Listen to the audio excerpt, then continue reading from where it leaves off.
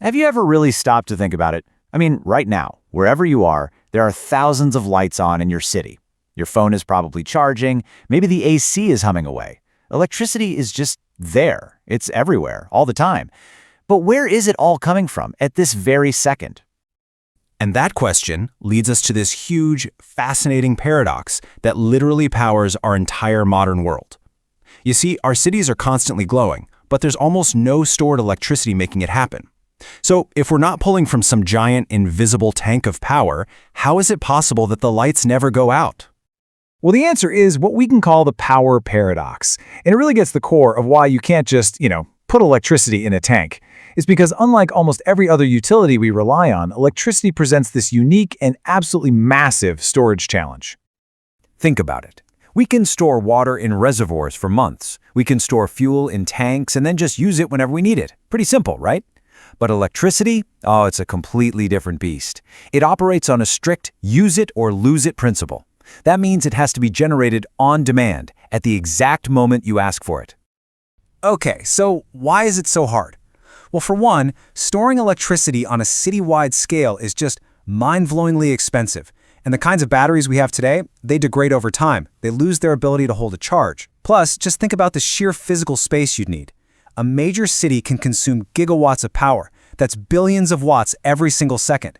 Trying to power that with today's batteries is, well, it's basically science fiction for now. So, if we can't really store it, how on earth do we have it all the time? And this, my friends, brings us to the big reveal.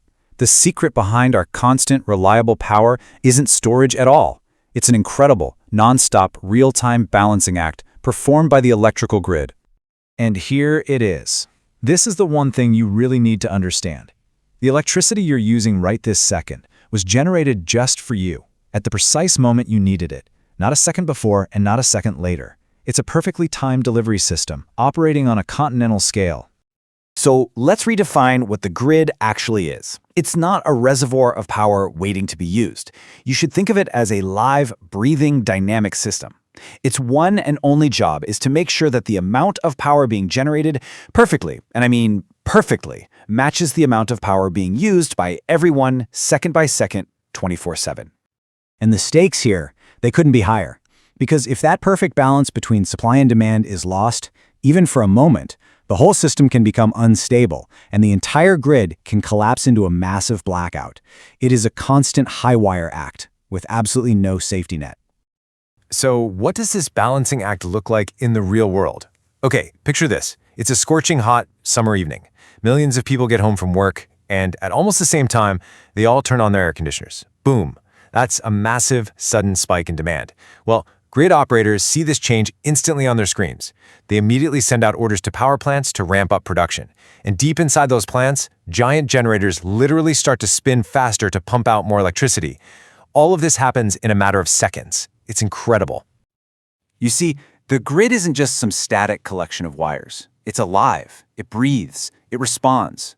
The best way to think of it is like a continent-sized heartbeat, constantly adjusting its rhythm to keep our entire civilization powered up and alive. It is, without a doubt, one of the most complex machines humanity has ever built. Now, I know what you might be thinking. Okay, I get it, but are you telling me there are really zero batteries out there? None at all? And you know what? That's a totally fair question. The answer is no, not zero. Some limited forms of energy storage do exist on the grid. We have these huge grid-scale battery installations. Think of the battery in your phone, but the size of a building. We also have something called pumped hydro, which is basically a giant water battery. You use extra electricity to pump water up a hill into a reservoir, and when you need the power, you let it flow back down through a turbine. There are even wild things like giant spinning flywheels that store rotational energy. But, and this is the critical distinction, these technologies are there to support the grid. They help smooth out tiny bumps or provide a quick jolt of power when needed. They do not and currently cannot replace the massive, real-time generation system that powers our world. They're the backup dancers, not the main star. So, let's bring this all together and connect this massive, abstract, continent-sized machine directly to you, sitting there, in your room, right at this moment. Just take a second and really think about this.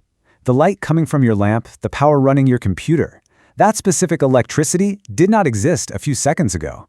It was created in a power plant, maybe hundreds of miles away, shot across high-voltage lines at nearly the speed of light, and arrived at your outlet just fractions of a second before you used it.